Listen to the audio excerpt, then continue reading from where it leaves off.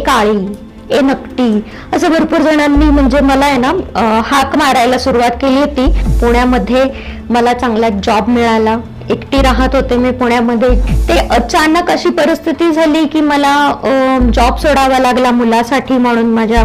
त्यांनी मला सुरुवातीला अगदी 5000 पासून अगदी 5000 पासून आम्ही सुरुवात केली। इंजिनियर आहे बरं का, कमवते भरपूर, MNC मध्ये जॉब करते, आमची ही असून अशी, आमच्या घरातली व्यक्ती अशी, आमची मुलगी अशी, आमची मुलगी तशी, ते तुम्ही कराल। आणि तेच ती जर घरामधनं एखादा व्यवसाय करत असेल, काय घरामध्येच असतं, काय त्याला म्हणजे ना हेच नाही, घरातच आहे बुवा। हा, जे लोकांच्या ज्या तुच्छतेच्या किंवा जे लोक आमच्याकडे अगदी ना अरे रे जे भावनांनी बघतात, तर हे कुठेतरी थांबावं। आणि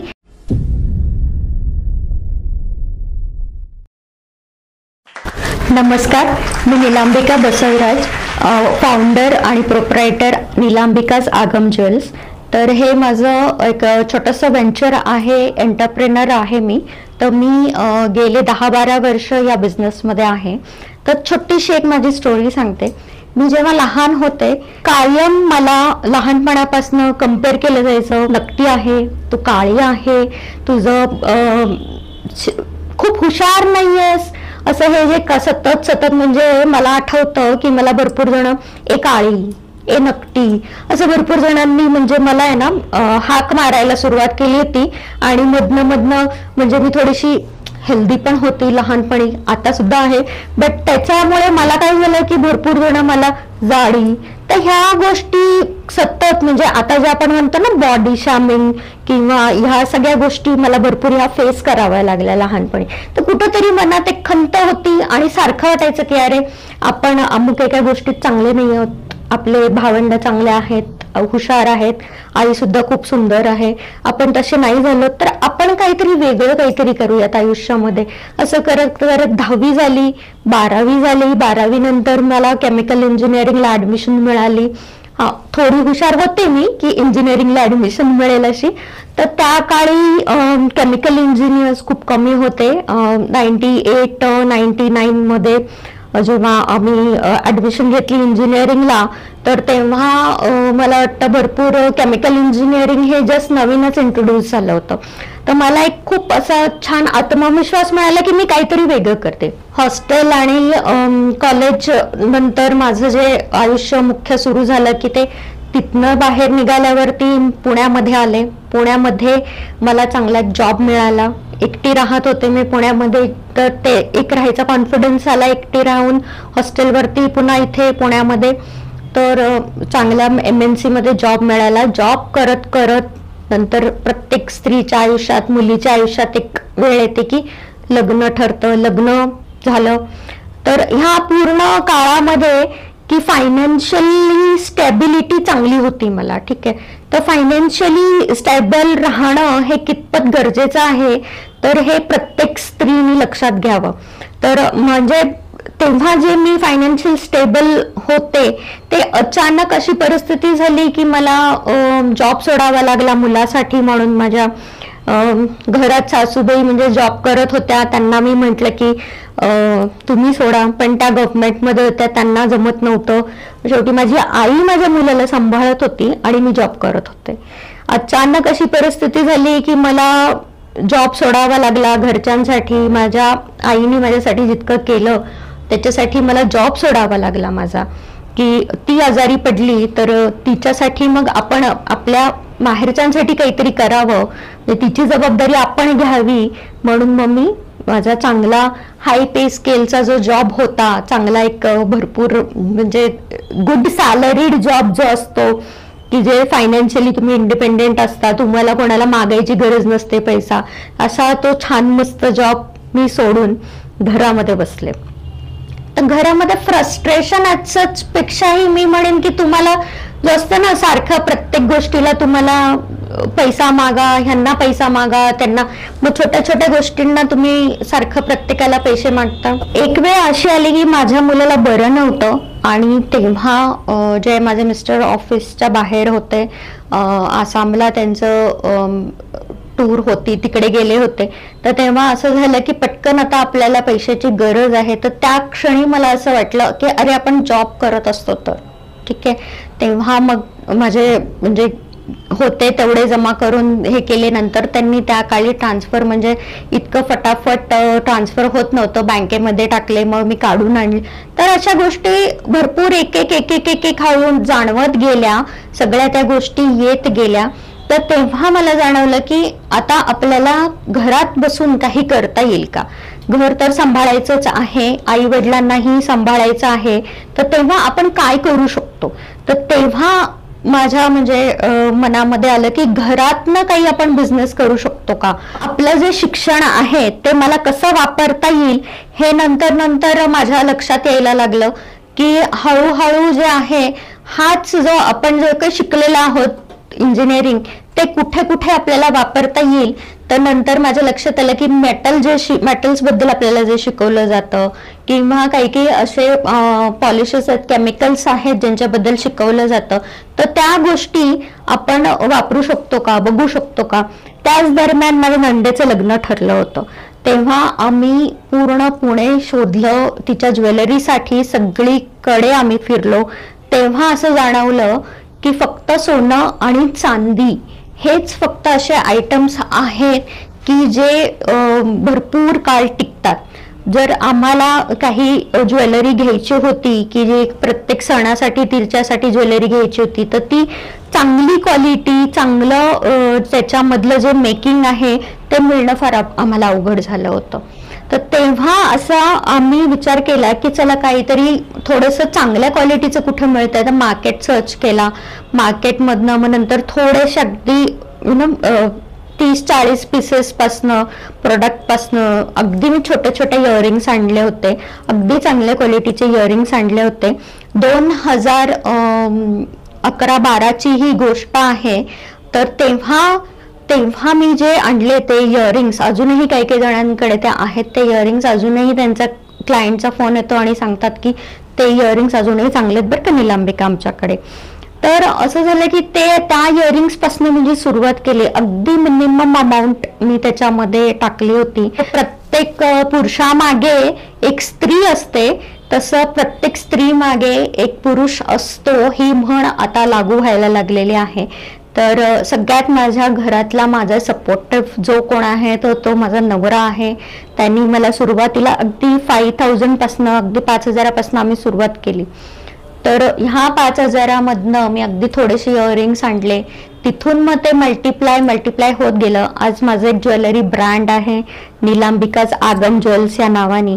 तर ते ब्रँड इतकं प्रसिद्ध आहे की unique designs, premium quality designs आणि मोत्यांचे जर नाव तुम्ही जर काढलं, मोत्यांचे चांगल्या डिझाईन्स, तर ते नक्कीच लोक तुम्हाला निलांबिकाज आगम ज्वेल्स नाव सांगतील आणि डायरेक्ट तुम्ही मला तिथे कनेक्ट करू शकता. एवढंच नाही तर भरपूर आम्ही युनिक रोजच्या रोज इंट्रोड्यूस करतो आहोत. 1 ग्रॅम गोल्ड ज्वेलरी आहे जी सोन्याची रेप्लिका आहे, त्याचं सुद्धा फिनिशिंग पॉलिशिंग आज आमचे वेंडर्स आहेत.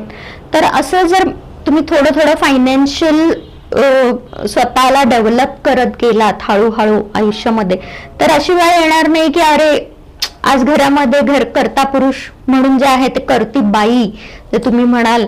तर ही एक म्हण जी आहे ती आता नवीन म्हणी सुरू होतील आणि निश्चितच म्हणजे प्रत्येकाला हळूहळू त्यांच्यातलं काय कला कौशल्य आहे, त्यांच्यामध्ये काय चांगले पॉइंट्स आहेत ते नक्कीच हायलाइट करता यायला पाहिजे. जेव्हा मी घरामध्ये राहिले तेव्हा भरपूर जणांनी मला म्हटलं अरे काय इंजिनिअरिंग करून हे काय करताय, म्हणजे ना इथं आता चांगलं चाललंय तरी लोकांना म्हणजे असं की हे काय ना.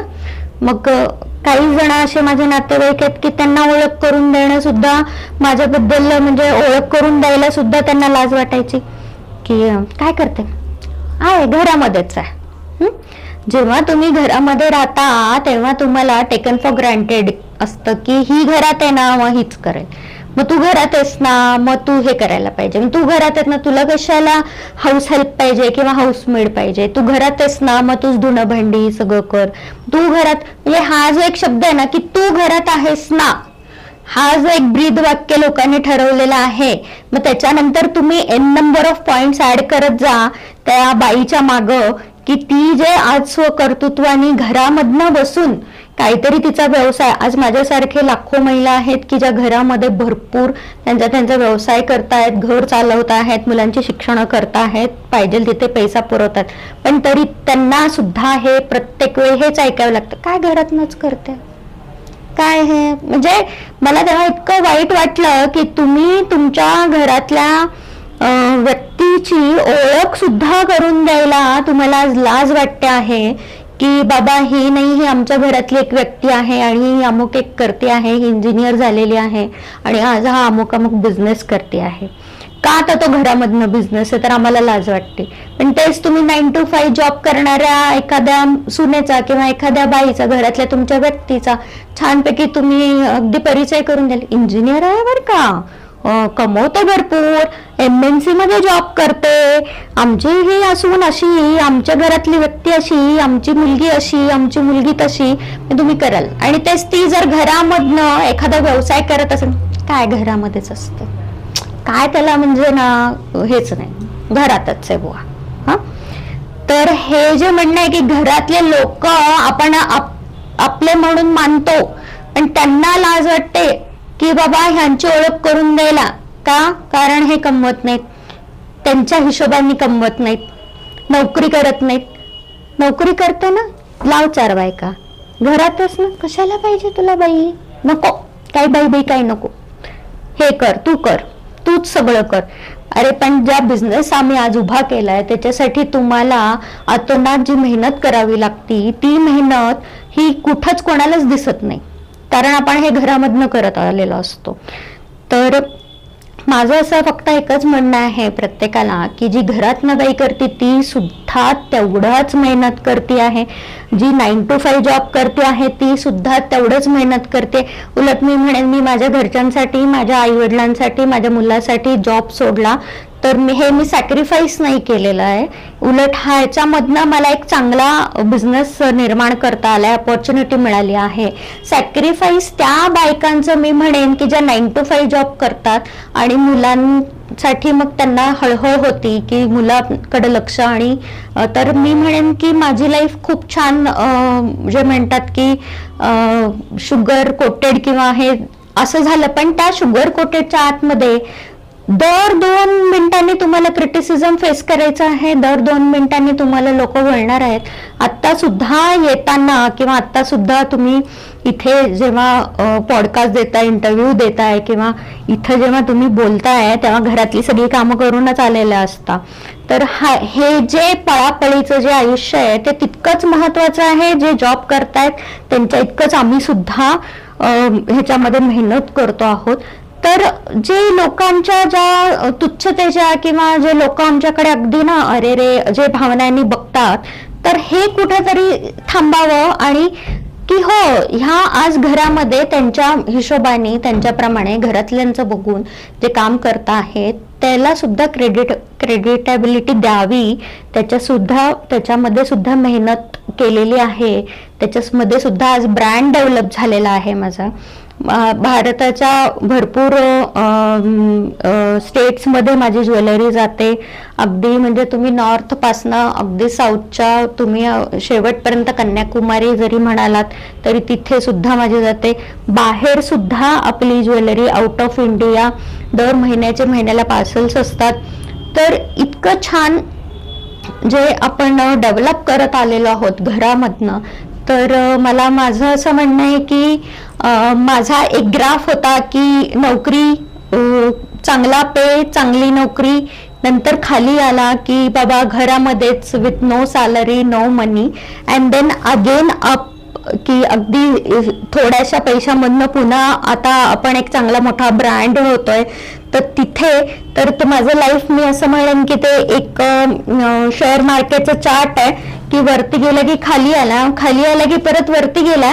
पण आता माझं असं म्हणणं आहे की मी आता तिथेच थांबणार आहे आणि रादर अजून ग्रो करत जाणार आहे. तर त्याच्यासाठी निश्चितच मी प्रत्येक स्त्रीला सांगेन की घरामध्ये आहात, काही ना काही करा. प्रत्येक गोष्टीसाठी पैसे मागू नका, पैसे द्या ना. मला मान्य आहे भरपूर स्त्रिया पैसे गोळा करतात किंवा जमा करून ठेवतो. आपण गोळा करतो म्हणजे जमा करतो, वाचवतो पैसे छोट्या छोट्या गोष्टींसाठी पैसे वाचवून ठेवतो. हे सुद्धा एक आपला सॅक्रिफाईसच आहे. का करतो आपण? घरच्यांसाठीच करतो ना. मग ते प्रत्येक गोष्टीची जबाबदारी आपण आपल्यावरतीच घेत आलेलो आहोत. तर काही ना काही छोटासा का होईना एक व्यवसाय किंवा सुरुवात तरी करून बघा आयुष्यामध्ये. तर मी तर असं म्हणेन की ज्या लोकांना वाटतं की घरात म्हणजे काहीच काम नसतं किंवा काही यांना म्हणजे कामच काय असतं घरामध्ये, हे जे म्हणणारे लोक आहेत ना, त्यांच्यासाठी मी म्हणेन की शून्याला सुद्धा किंमत असते. फक्त एक ठाम एक नंबर होऊन त्याच्या शून्याच्या आधी लागून बघा, तर त्या शून्याला सुद्धा किंमत येते. तर हा जो ठामपणा बायकांमध्ये नक्कीच यायला पाहिजे. आयुष्यामध्ये स्त्रीला नेहमी हे फायनान्शियल इंडिपेंडेंट असायला पाहिजे. घरातले कितीही लोक तुमचे असले किंवा घरात तुम्ही कितीही एकमेकांवरती प्रेम करा, साथ द्या, पण पैसा हा कधीही तुमचा नसतो. पैसा हा त्याचाच असतो जो त्याच्या हातात असतो किंवा तो जो कमवतो त्याचाच असतो तो पैसा. आज तुमचा नवरा कमवतो आहे तर तुमचा नवरा आहे, तुमच्या घरात तुमचा मान सन्मान सगळं असलं तरी पण नवरा तुमचा असू शकतो, पण नवऱ्याचा पैसा हा कधीही तुमचा नसतो. ठीक आहे, तो पैसा तुम्हाला मागावाच लागतो. आणि अगदी छोट्या छोट्या गोष्टींपासनं घरात किराणा संपला त्याच्यासाठी तुम्ही पैसे मागताय, मुलाला काही लागलंय, तुम्ही स्वतः आजारी पडलात तर पैसा पाहिजे. प्रत्येक गोष्टीला, ह्या प्रत्येक छोट्या छोट्या गोष्टीला तुम्हाला पैसा मागणं हे फार म्हणजे किती वेळा मागणार आहात तुम्ही पैसा प्रत्येक गोष्टीला. पण तुम्हाला घरात प्रश्न विचारले जातात. एकदा जर तुमचं फायनान्शियल फ्रीडम संपतं किंवा तुम्ही एकावरती डिपेंडेंट होता, तर तेव्हा तुमचा जो सेल्फ रिस्पेक्ट असतो किंवा तुमच्यासाठी जे तुमचा आत्मसन्मान म्हणा, स्वाभिमान म्हणा, तो पूर्ण हळूहळू खच्चीकरण केला जातो किंवा होत जातो. घरातले असं स्पेसिफिकली करतीलच असं नाही, पण छोट्या छोट्या गोष्टींना मग आपल्यालाही काय करायचं. मग आता जोपर्यंत घरात कोणी आपल्याला पैसे देत नाही तोपर्यंत आपण काही करू शकत नसतो. तर ह्या गोष्टी सर्व ज्या आहेत ना, ते एक छानपैकी तुमच्या आत्मसन्मानावरती, तुमच्या सेल्फ रिस्पेक्टवरती थोबाडीत मारून जातो.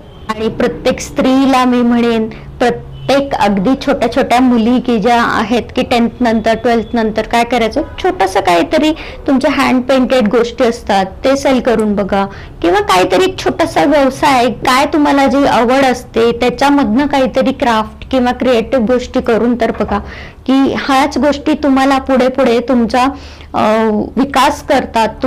जरी तुम्हाला जॉब करायचा आहे, शिकायचं आहे पुढे, पण एक छोटंसं काहीतरी आयुष्यामध्ये करतच राहायला पाहिजे.